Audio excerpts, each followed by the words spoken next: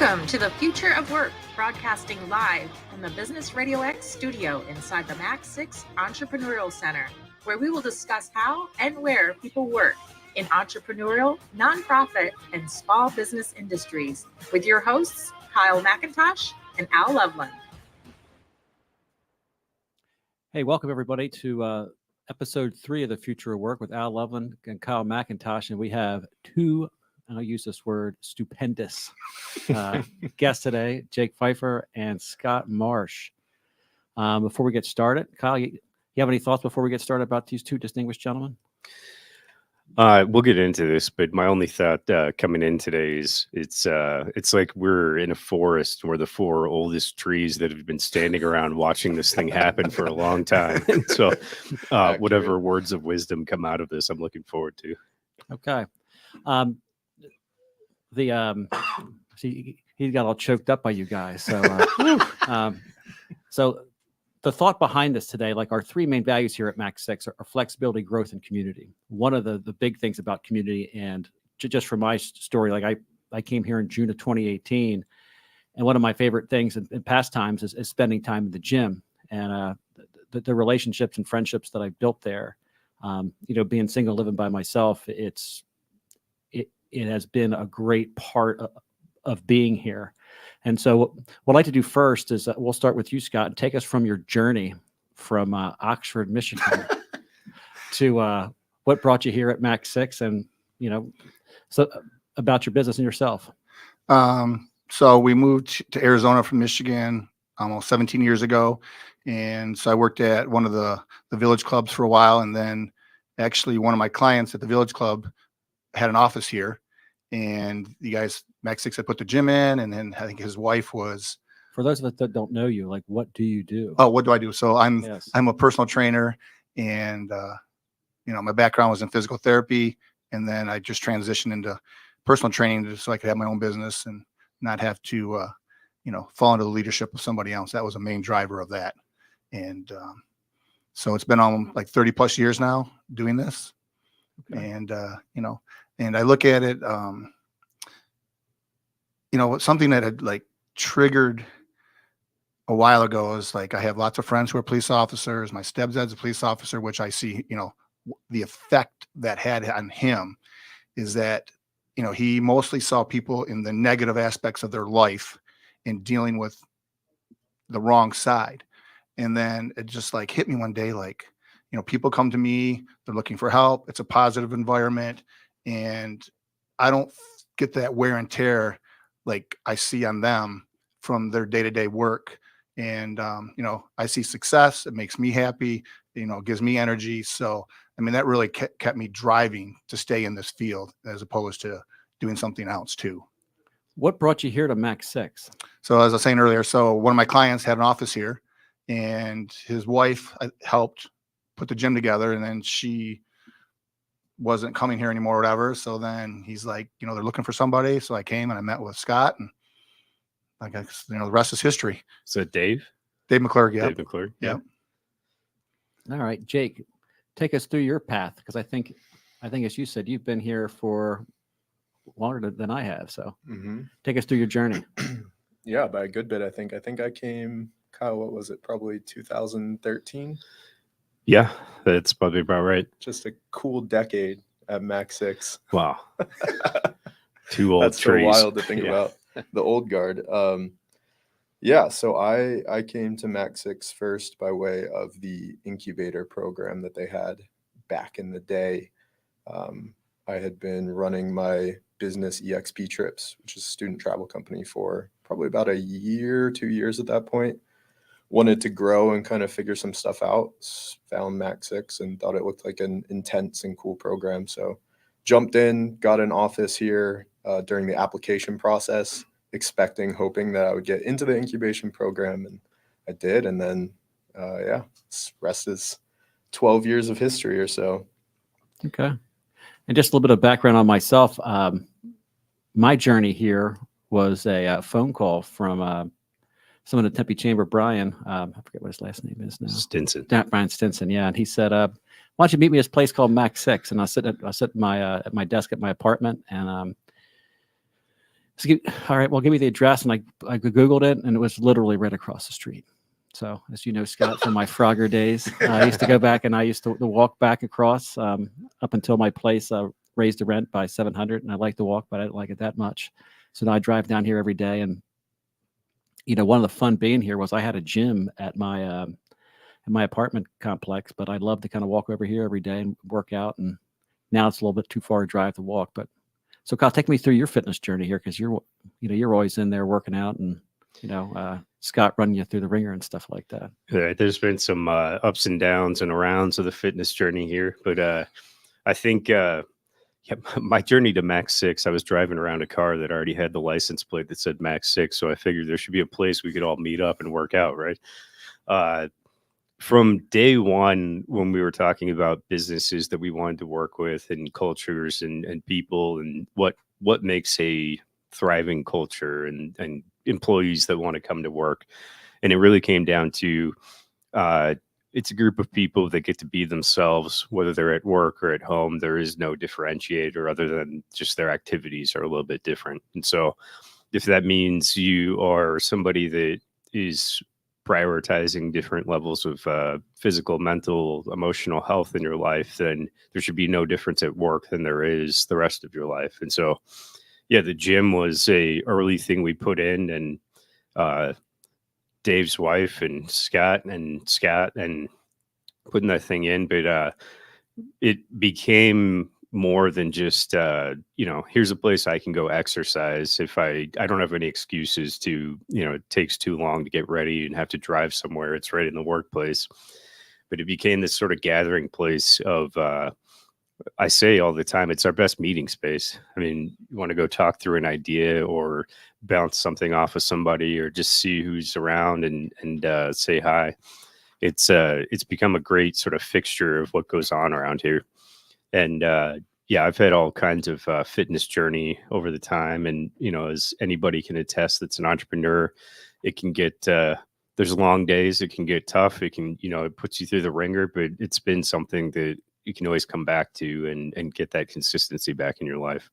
Jake, take me through the first time, you went to the gym and you started using it, because I think you said to me a couple weeks ago that you may not have been here the most, but you probably used it the most at anybody over the years. Take me through your fitness journey of when you came in, because, from those that don't see Jake work out, he's probably the most intense person working out there. Could be outside of blackjack, but anyway. So anyway, I'm glad it looks that way. Yes, got you fooled. Yeah, I remember the first day I went in pretty vividly. Scott was big on the TRX then, and I remember him just putting me through a hellish TRX workout. My legs were strapped up to the wall in some weird way. I'm doing push-ups inverted, and I remember thinking, what the hell am I doing here? And then I came back, and we just kept at it. And it had been a little while because of being busy with my company. It had been a little while since I had been in the gym, so it felt good to get back in. And Scott is just the perfect blend of knowing when to push and when to not push and kind of keep you in there. So yeah, that was the first time. And then, yeah, I've had, Kyle, like you said, kind of swings where I won't go for a while and get off track, and then where I will be in consistently. But yeah, over the 10, 12 years, that's been the most consistent thing for me, is being in the gym with Scott. Take me through going into a gym by yourself and going to the gym with that distinguished gentleman over there, being in there. Like, take people through the difference of having like a personal trainer that's there to be able to kind of guide you and motivate you through stuff. It's a massive difference. And it's fun even now, 10 years later, to just sit back sometimes, like when I'm finished with a workout, and watch Scott as new people walk in, and to see how welcoming he is and just creates this warm environment where people can come in any stage of their fitness and not feel intimidated and not feel bullied and not feel less than. Scott always has open arms. And I think that's what drew me in and what draws so many people in to make it kind of a meeting place, a watering hole for all of us. Scott, take us through that. Like, how do you create that feeling of of getting people to exercise, and then also with your personal training clients, and the things you do to help them? I don't really think of it as like when people come in, they're coming in like they're coming in for something. They're coming in for help, and then you need to just let them talk to you, because they will like give me the answers of what they're looking for. And not everyone's looking to be super intense, or they may be intimidated, or they may have had a bad experience and got hurt. So you just got to like flow through that, see what it is, just start them, let them just have a little success, start them easy. Number one rule, do not get hurt. That's it. Good form. And that's where we build from there. And just keep encouraging people. People like, I can only work out like twice a week, or, whatever. But yet they have a little family, they got little kids, so you just got to encourage them to do what they can, and just, stay on track, and just look at the positive in front of them. Don't look at the things that they can't do. Look at the things that they can do, and just move forward. And just try to introduce them to everybody in the gym, make friends, make them, feel like, they can come in and they're not going to be, isolated by themselves. Like, we're all in there together. We're there to just have fun, do a little workout, and, more it's like a social club. And, I think should be the best hour of their day. That's how I look at it. What, Scott, you must have seen, I know you have, because I know some of the stories, but I've seen some pretty cool success stories over the years. And whether that's, somebody getting back into working out for the first time ever, or just a substantial change in someone's lifestyle and physical health. I mean, what are some of the cool things you've seen over this time? Yeah, weight loss is one thing. We have we have a lady right now, she's lost 187 pounds, and, her daughter's lost like almost 80. And then we have another, we have another girl who's going to be a police officer. She's lost now she's up to 51 pounds. But bigger than that, what's that allowed them to do is, like the lady who's lost all the weight, she's almost at 190. She's now able to go and walk on the beach. She went off 6 medications. She's on no more of her medications. Her knees feel so much better. So when we tried the elliptical a while ago, she couldn't even do like 20 seconds. Now, yesterday she did 10 minutes, because her knees don't hurt, and she's able to do it. And I think the confidence that comes with people just feeling better, they're stronger. That somebody else just had a DEXA scan from 2 years ago, significant improvement in their bone growth, lean tissue. They feel better. They're able to go up north to their cabin and help her husband drag, trees through the yard, just doing practical, everyday things. But once they start to feel it, then it just feeds on it. And then they want more, and then they want to keep going. So they want to have great success. And, and I just try to Anne, who's 93, is my standard. And, I hold everyone to her, because if she can do it, I just feel like anyone can have that mindset. She's looking ahead to when she's 100 to go back to Mount Kilimanjaro. She already has the record at 89, but she wants to go back. So, and I don't, she hikes every day. She hits her mountain. She takes care of herself. She still she comes to meetings. She does stuff. So I don't think there's any reason why anybody else can't do, things moving forward. Come to MAC6, where our gold standard is a 93-year-old woman. Who's, absolutely, though. Ann Gill is an amazing woman. Yeah. So, but I just think, everybody's, they get different things out of it. But I think, it helps clear it mentally. We've had people, oh, I can't come in, I can't get sweaty, blah, blah, blah. Okay, fine. So then they divide their lunch hour up into, they come in, they do one exercise, do their 3 sets, go back to the desk, come back an hour and a half, do another one. And they just do it throughout the day. And then over the course of 6 or 7 months, they're just like, holy cow, I'm really much stronger. I feel so much better. But yet they didn't really have to put the traditional time in and change and, get their sweat on, but they had great success. And those people, then they just kept going from there. So there's all sorts of ways to do it. You just have to come in, walk through the door, and we'll help you. That's all you got to do. All right, Jake, when you finish up your drink there, Scott and a lot of things has these programs on the wall. Have you ever done any of his programs that he writes out for you, or how do you come up with getting the things to do? Because a lot of people come in to work out. Like one of my favorite stories, back when I was a young guy in my 20s, I would just go in and do a bunch of stuff. I wouldn't know what I'm doing. And there was one guy, I used to call him the rocker. He used to get like a curling bar and he put like 35-pound weights on there and he would just rock back and forth. He wasn't working on anything except hurting his back. But like with Scott in there, he's always looking at saying, hey, you should be able to do it this way. You should do it that way. And he's got these different workouts on the board. Have you ever done anything like that with him? And how do you know what to work out and how can a trainer like that be helpful to you when you're doing that? Yeah.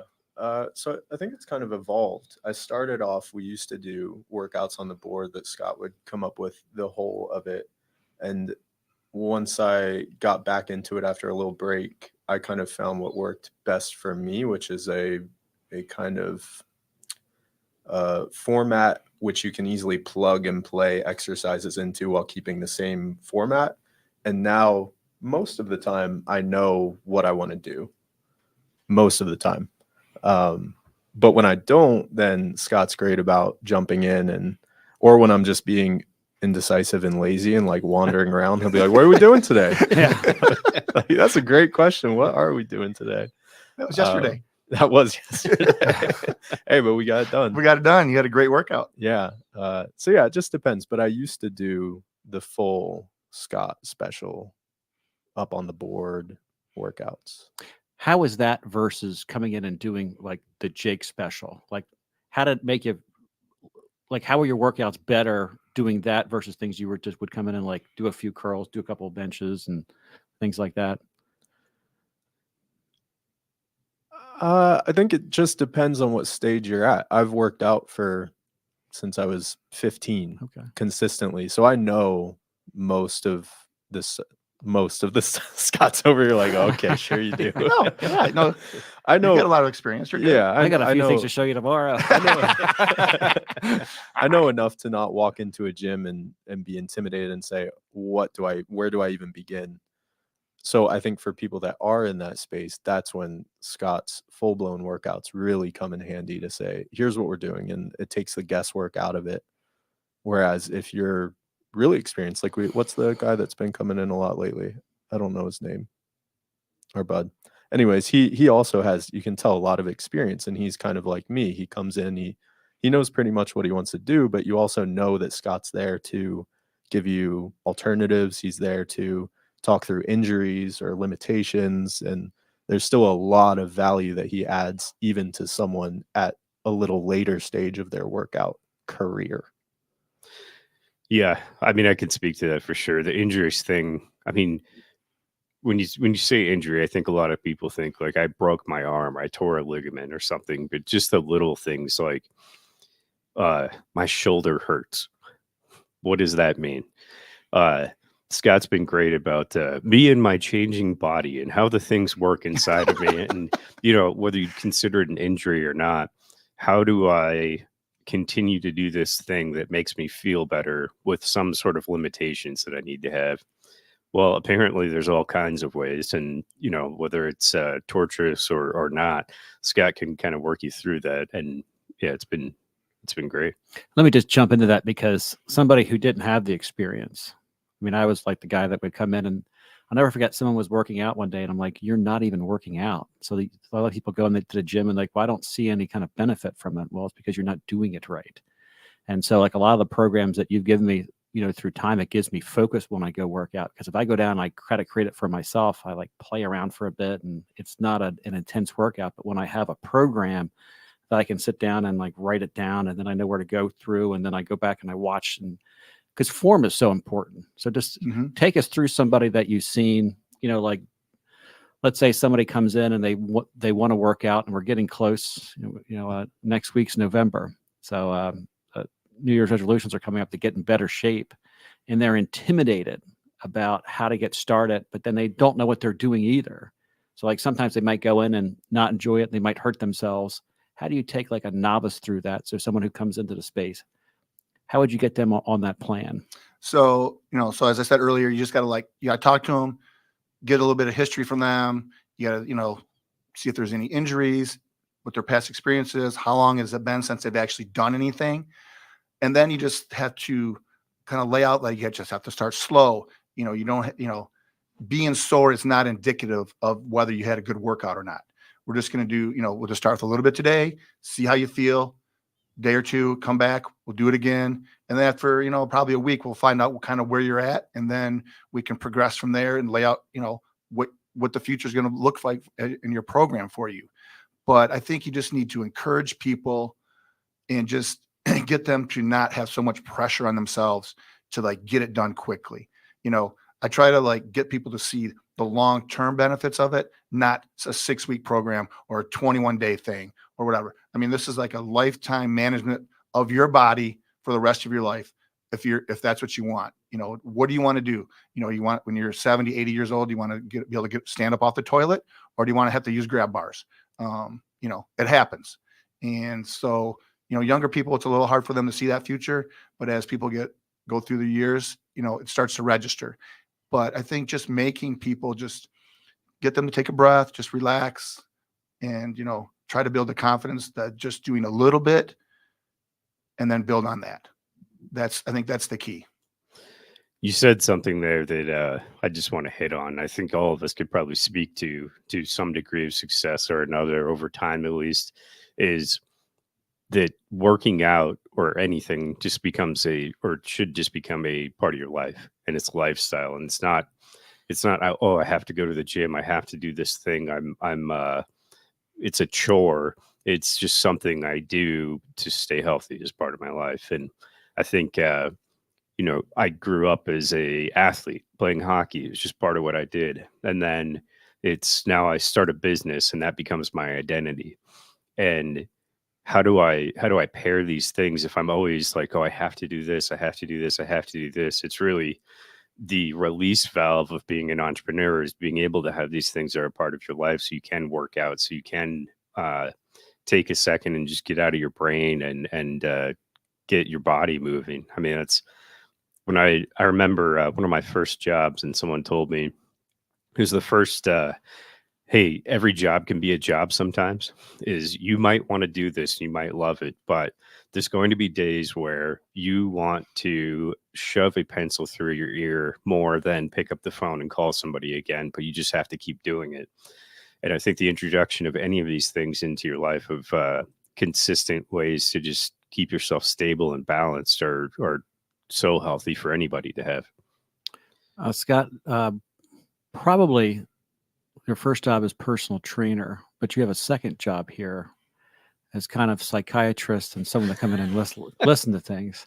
How do you feel about that part of it? And like, what things have you learned through the years? Because you probably come in and you talk to people about fitness, but then they also probably come and talk to you about different things. Like, what things have you learned about human nature and people, through the years with that? Yeah. I mean, that's just from day one when I started working my first day in physical therapy. People just somehow they just the comfort level must be there or something, and they just tell you everything.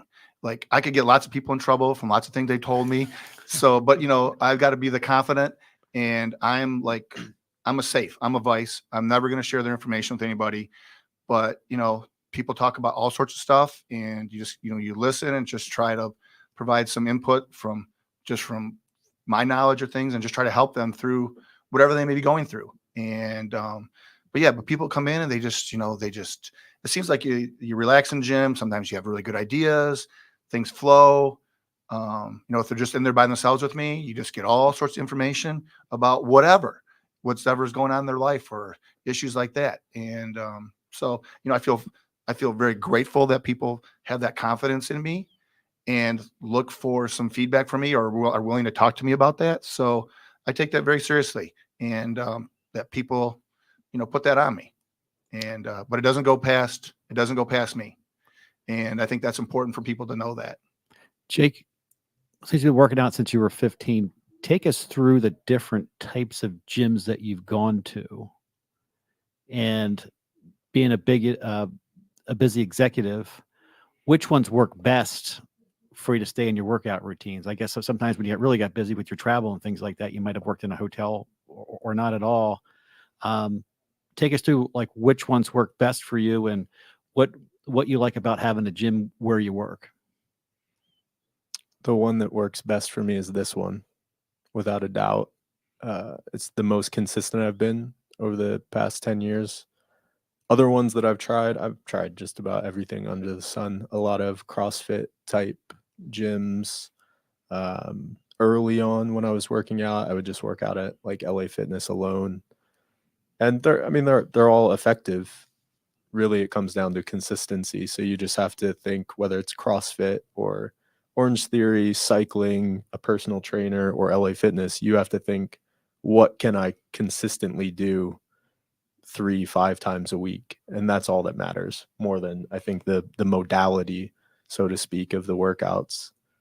So yeah, this one, it works for me. And that's the funny thing is that every time I do kind of drift away for whatever reason, I'll try something else and it just doesn't work. And that's why I always end up coming back, because this is, I know with Scott, the most consistent I've been and will be. And I know the benefits of it. I've, going back to the mental health and Scott being a confidant kind of piece.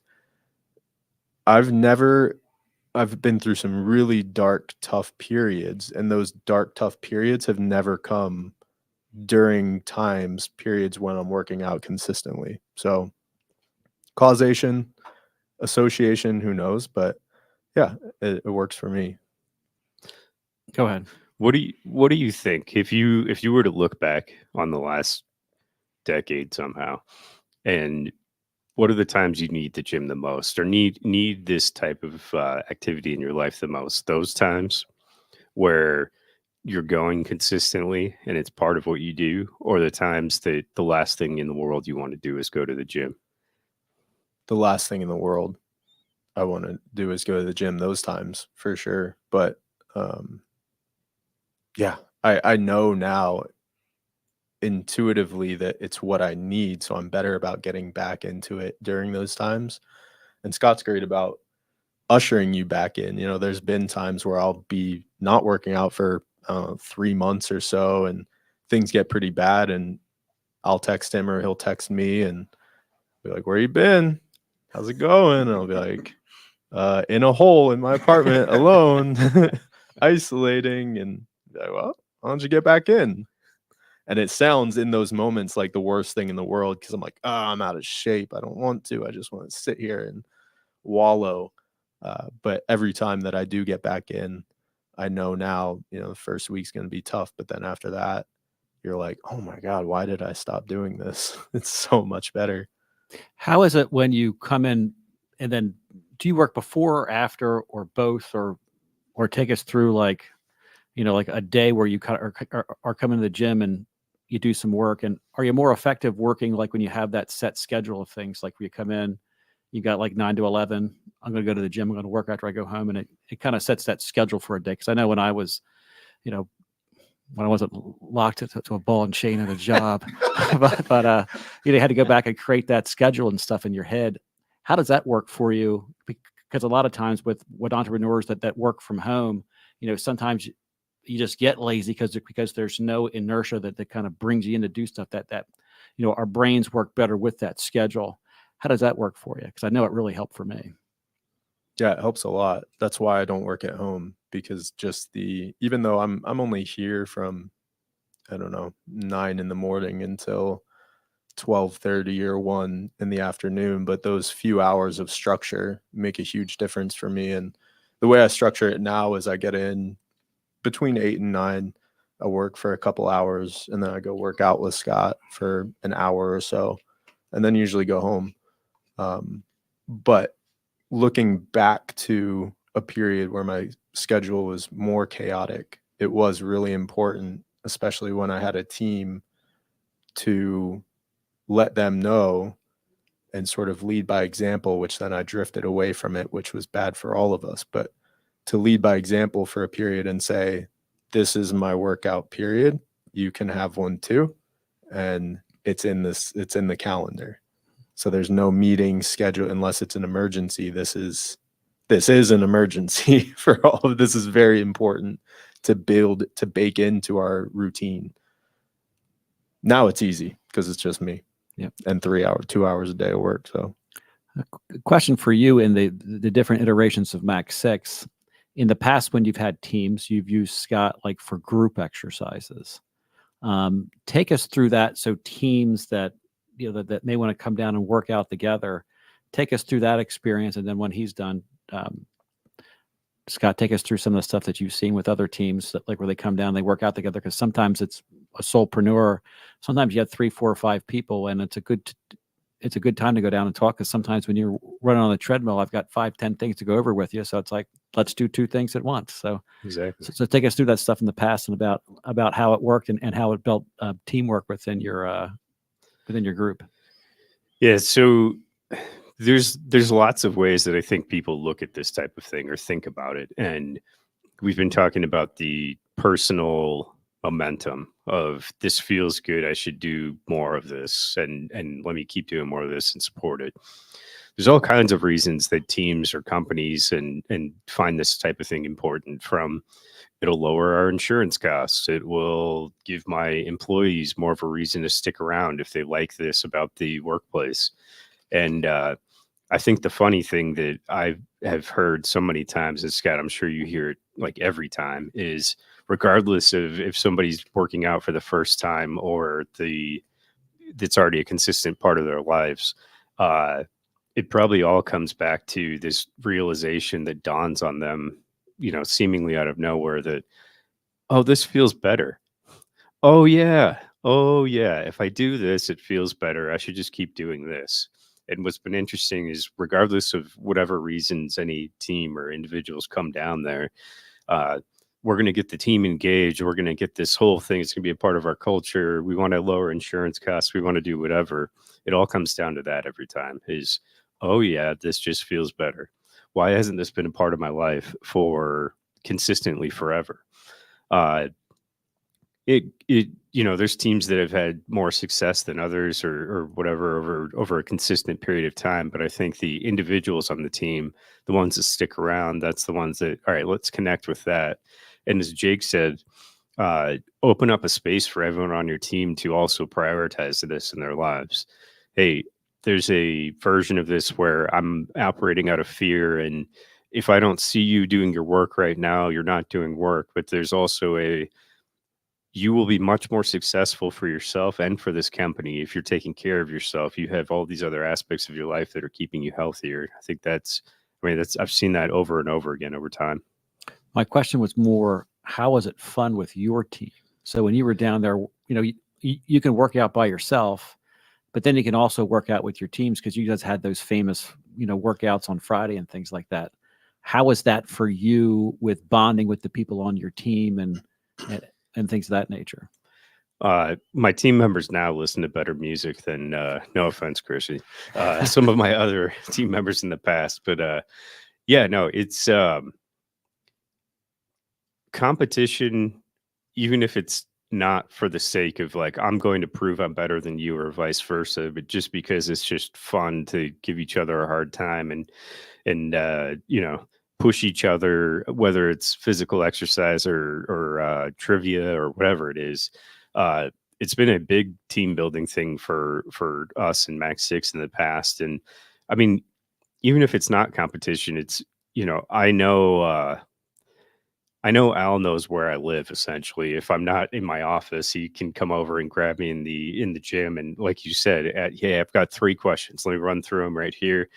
And it's it builds this environment where we don't have to be conforming to what feels like structure. And so it doesn't have to be in a meeting room because I have these 3 questions. We've scheduled this ahead of time. We have this environment where we can just go, hey, we'll be productive wherever we need to be productive and make those things happen. Scott, what have you seen with different teams and, like when they come in, do you see it's more of a people tolerating each other, or do you see it something where it's more of a camaraderie starting to happen? And how does that evolve when you see them working together? I don't think it's a negative aspect. Usually what will happen is you're always going to have in any company or anything you do, there's always going to be a couple people who automatically are just going to do it. But then, I try to encourage them to bring other people. and then they can grow, and then they start getting a little momentum that way. MAC6 is a little different because, I think, they just all are on the same page of like exercising. This will be fun. Let's do it. Let's make a commitment to it. I find that a lot of companies aren't like that. There's only going to be a small percentage that are going to be on board. Some are, because the bigger the company, the more diverse people you're going to have, and the less importance maybe certain aspects of exercising or doing other things are going to be important to them. So let's say Stantec that used to be here, for example, they had like 100 some employees, right? Yep. There was, I tracked it over time. 10% of their workforce came to the gym, but it started off with just a couple, and then so one of them were like, okay, I'm working on people, but it took 6, 7, 8 months. But once they came in, and then they got in a role, and then they started bringing their lunch, not going out to eat. I have more energy in the afternoon. Like, it sold itself to them.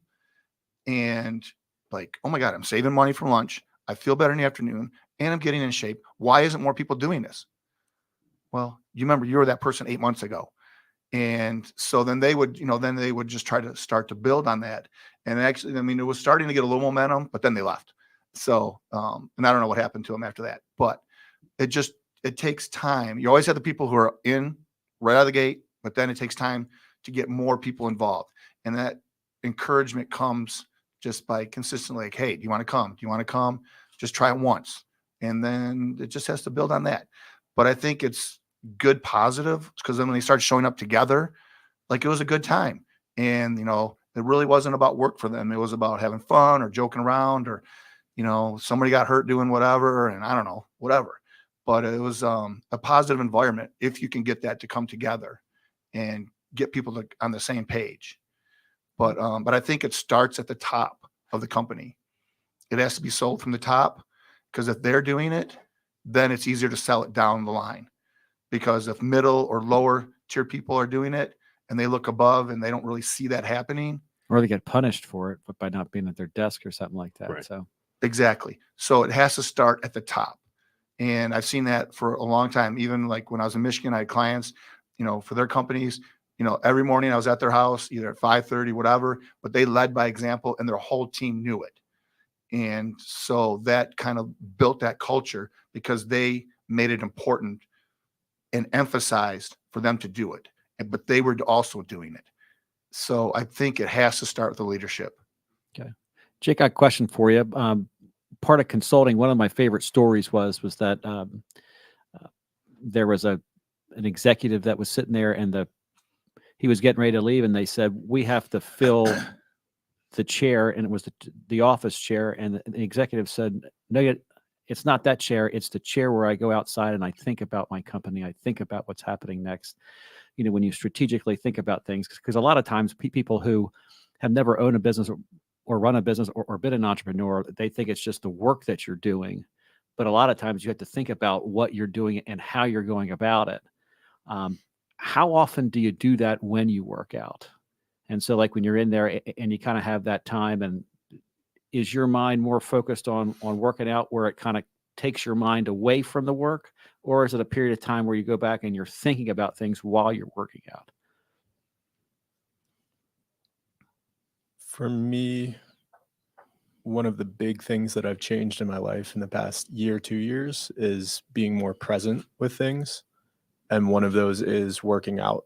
So when I'm working out, I'm working out. I'm not thinking about work. I'm not coming up with ideas. I'm not stressing about something that might happen after the workout. I'm just working out. So for me, that's been a big shift. So when I hear about your treadmill meetings, I'm like, just work out, just be present. But I understand that I'm in a very fortunate position now to have my workflow be what it is. And sometimes it's not that, and you do need to take meetings while on the treadmill.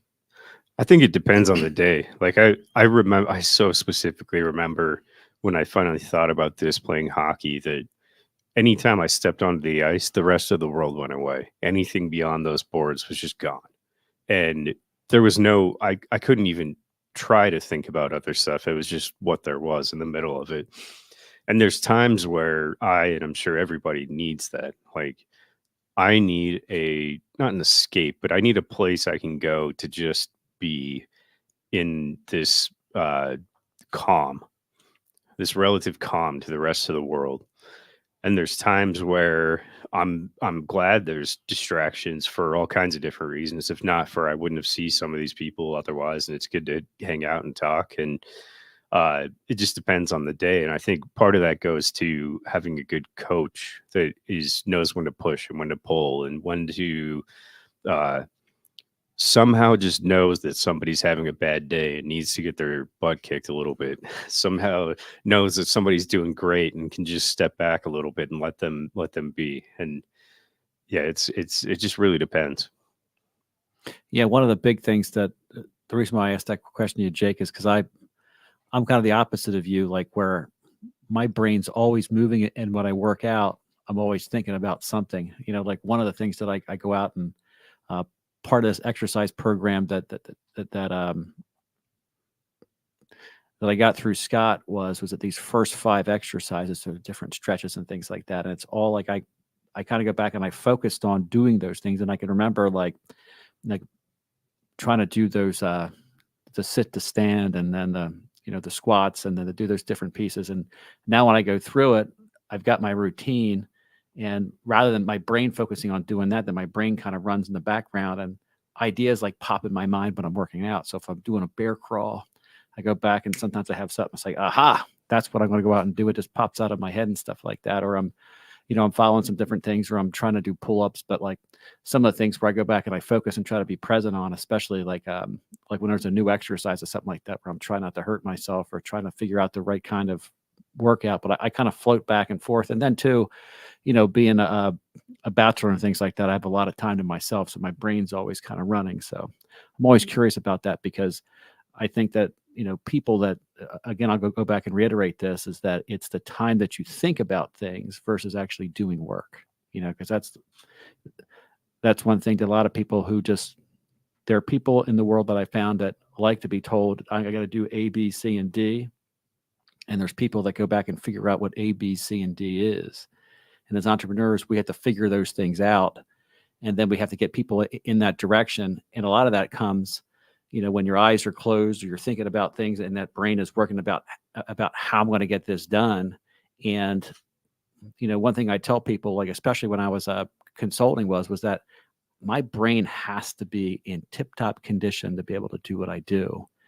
Because if I'm tired or lackluster, I can't focus and I can't do it. And then I can't do my job.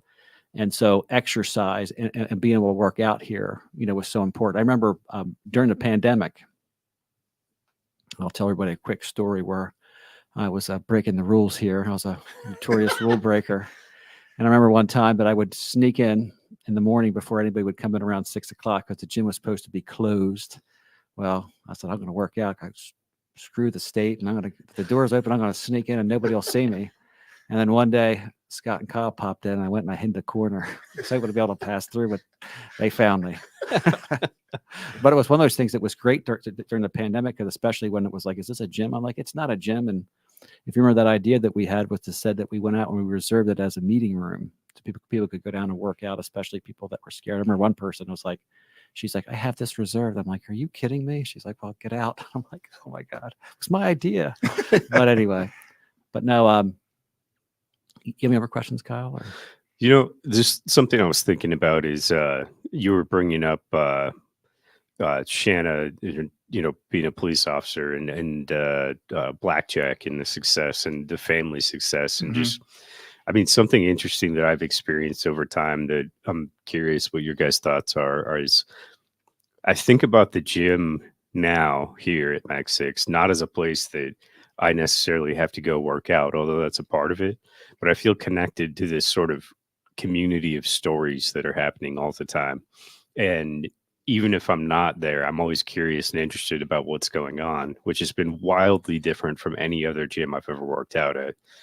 And I'm sure I'm not alone, where my experience sometimes at outside gyms is keep your eyes to yourself so that none of the females feel like you're looking at them weird. And I'm not flexing my show pony muscles, and so I'm not talking to those guys or whatever. I'm just on my own here.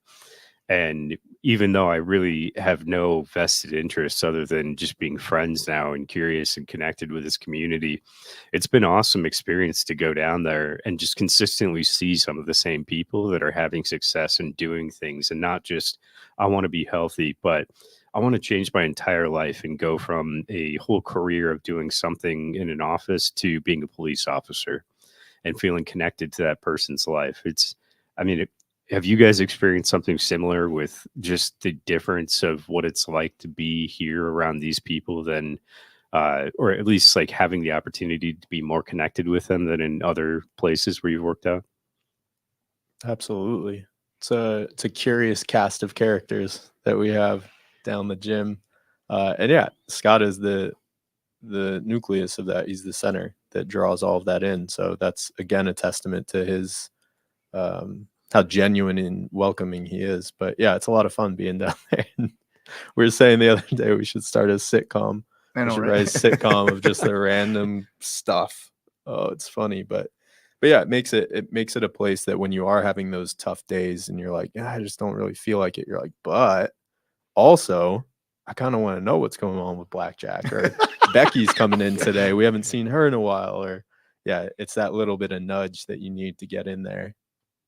Yeah, that was one of the fun things, was that, and that's one of my favorite things, is the name Blackjack, because we were down there one day. I popped in and we were talking about something, and there's a group of people in their 70s, I think, and so I coined a nickname for them, the Sages of Sweat. And then from that standpoint, we started going back and giving everybody wrestling names that were down in the gym, and so it was one of the funny things. And like Becky has like this long black hair, and I said, you know what? You look like your nickname's going to be Blackjack. And the name stuck. And she's like, we walk down there now, people go, I'm giving people tours. I said, what's up, Blackjack? And people are like, what do they call her Blackjack for? So anyway, but it's one of the fun things, and some of the names, stuck and things like that. And it was a fun thing to do for a while. But like, just to tell a story, like a lot of times when entrepreneurs get busy, you can't be popping in on them like when you get bored or stuff like that. So I stopped by the gym, and when I need to clear my mind for 5 minutes and talk to people for a few seconds, I got that clock in my head, say hi for a bit. And it's a fun thing to go back and talk with people, because it's that sense of community that kind of keeps you going and fills your cup. And on the other side of that coin too, like Al has become, actually all of you guys have, but Al is like the biggest attraction.